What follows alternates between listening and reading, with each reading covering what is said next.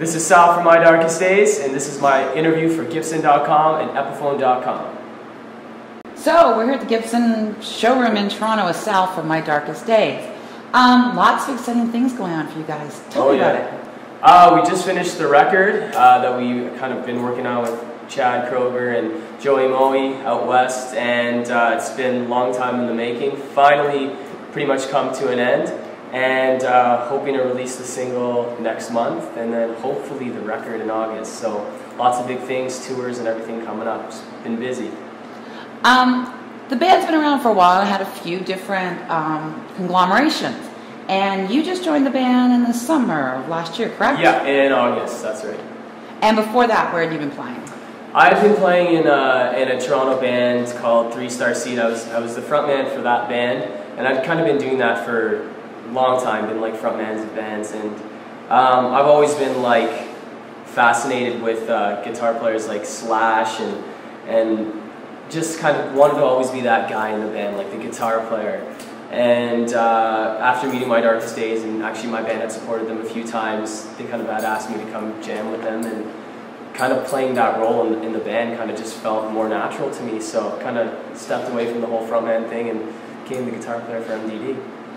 And so as a guitar player, what are your favorite guitars? What are you rocking in My Darkest Days? Right now I'm rocking some Les Pauls and some V's. I've always been a Gibson guy since I was a kid. Like, my favorite guitar players, Jimmy Page, Slash, Zakk Wylde, favorite people growing up, they all rocked Gibsons, so it was just a natural fit. As soon as I got into rock and roll and wanted to start playing guitar, it's just like, I saw the Flying V's and I saw the Gibsons, like, that's what I want to play. And it was great when I hooked up with Gibson. It was like the perfect opportunity to kind of just carry on the legacy and be part of the heritage. So who are My Darkest Days going to be touring with coming out? Nothing's been confirmed yet, so I actually don't even really know, but we're told there's going to be some very big tours coming up for the summer. So we'll have to stay posted and people have to check the website. And you're playing a show this weekend. Where are you going? We're playing Chatham, Ontario with an artist called Carl Wolf. It's kind of going to be a different bill for us because he's more of like a hip-hop, R&B type guy, so it's going to be a different bill for us, but why not? Who are the artists that influenced My Darkest Days?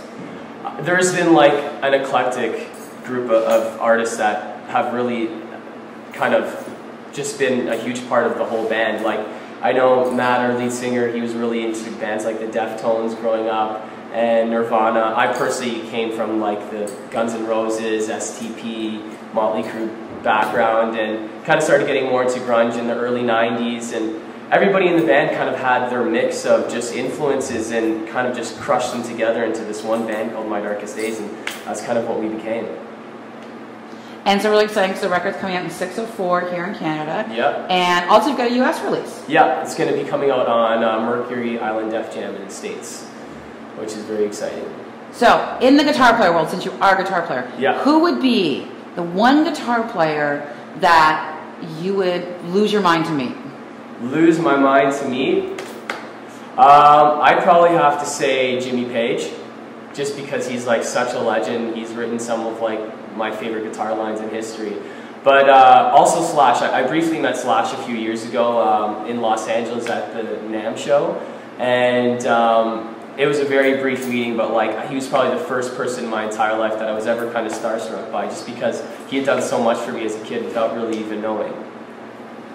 Okay, so I know we're probably going to be doing a few more of these with you guys, these really cool interviews, because we've got Matt to talk to and Brendan to talk to. Yeah. But thank you for coming by and doing this interview for us. Thank you very much.